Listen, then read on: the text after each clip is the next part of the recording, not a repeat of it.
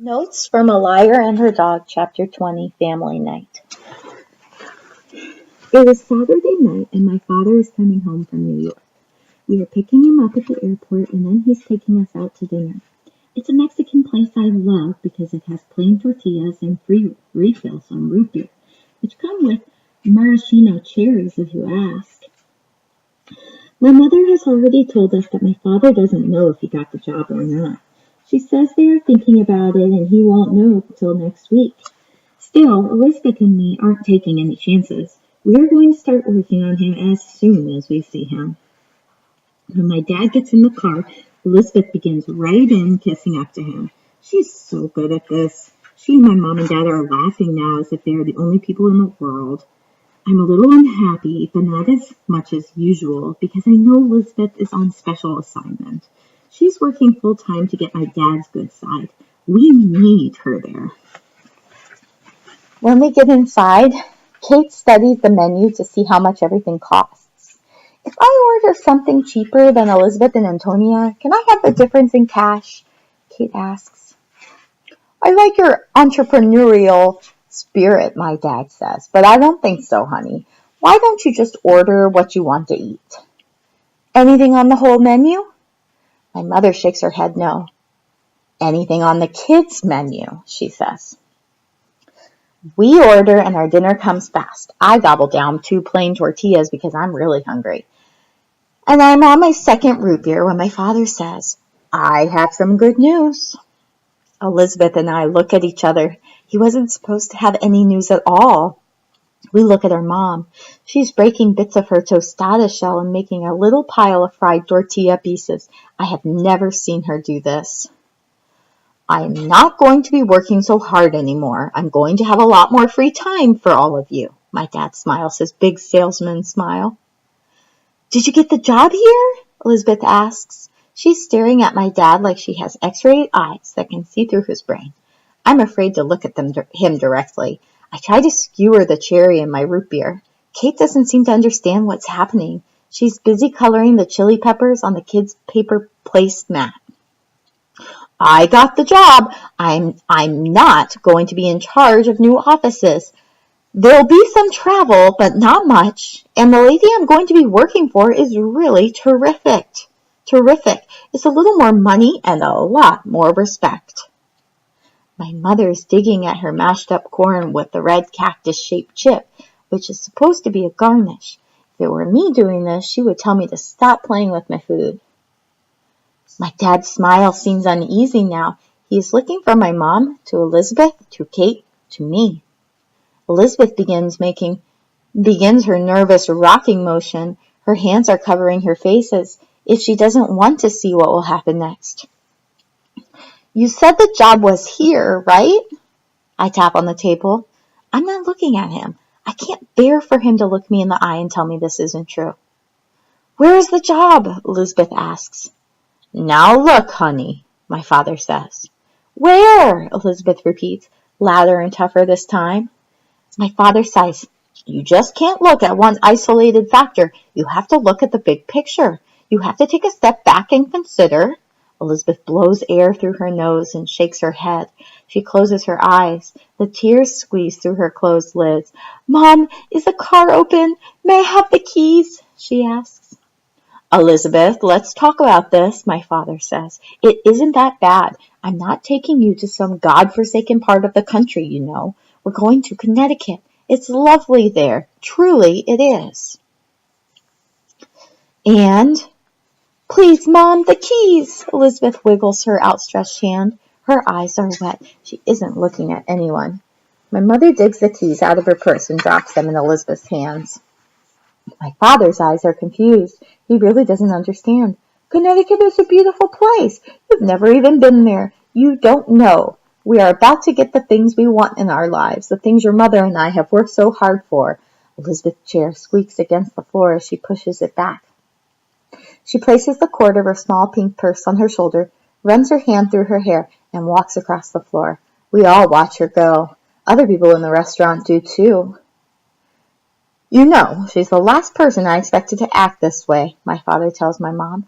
He looks in my eyes. For a second, he seems to think about pitching to me. Then he settles on Kate. She is his fan club now. I work so hard for you, all of you, he tells Kate. This is really good move for us. Less travel, more money. I can get out from under that lunatic Dave.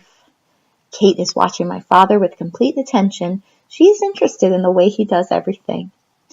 How much more money? Kate asks. Well, more. Let's leave it at that, my father smiles. He loves this. Do they have Wells Fargo in Connecticut? Kate asks. I'm not sure, my father says. Because I can't go if I have to change banks. When you have to change banks, there are fees. They told me that when I opened my account. I'm leaving, I say. None of this really concerns me anyway. I'm not a part of this family. I never have been. I look straight at my dad. Jesus Christ, Antonia, can't you think of a better game than that? My mother says. She is holding her head like it hurts.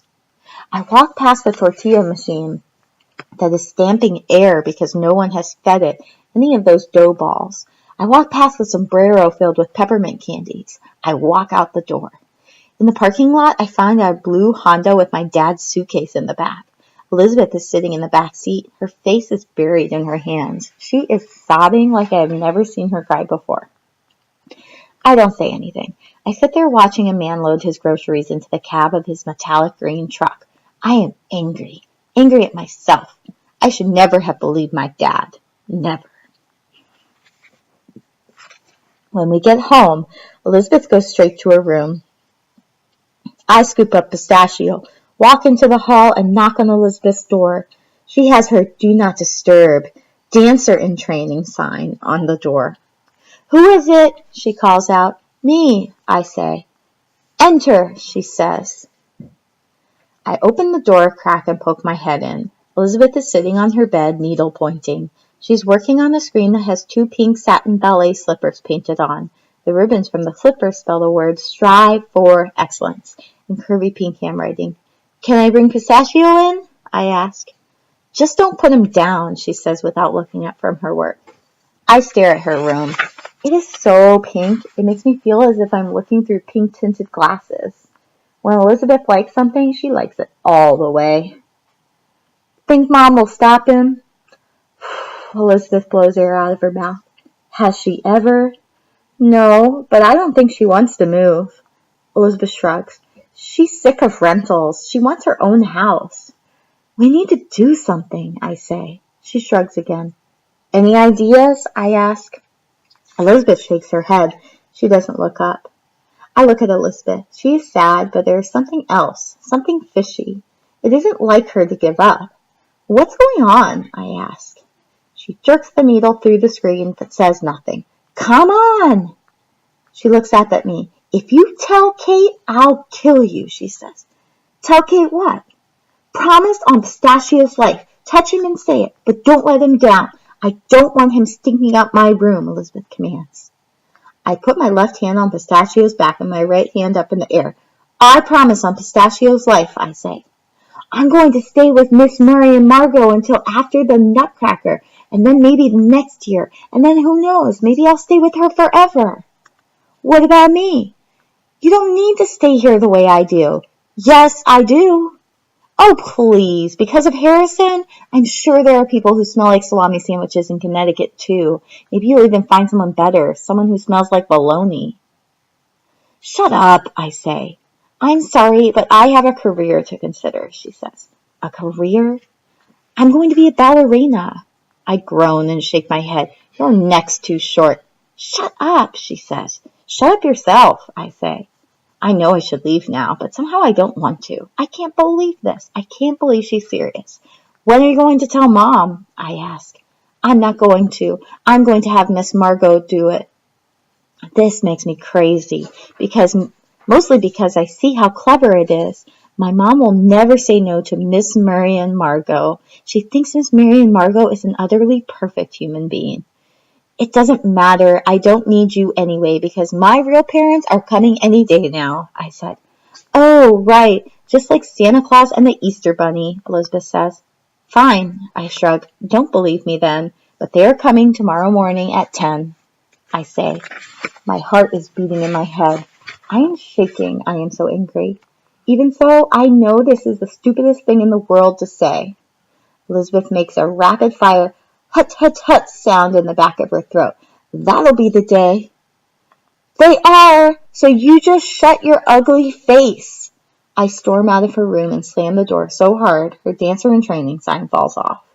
I go to my room and blast my door too. Then I put Pistachio on the bed. He is shaking and looking at me. He hates it when I get angry. It is the one thing in the world that terrifies him. I whisper to him and pet him over and over in the same spot. When he is calmed down, I get out my real parents' book. Dear real mom, I don't get it. Why do we move so much more than other people? Why? It's not as if Dad works for the army or something. How come his jobs never last long? How come he gets a job and then decides it isn't the one? Why are they always wrong? And how come my mom always goes along with it? How come she never says no? And why didn't my dad tell me the truth in the first place? Why did he lie about where the job was? That was lousy. It was. Love, Aunt and Pistachio. P.S. I told Elizabeth you would be showing up tomorrow. I know you're not going to be there because you don't exactly exist to anyone but me, but Pistachio thinks maybe you will come. You know how he is.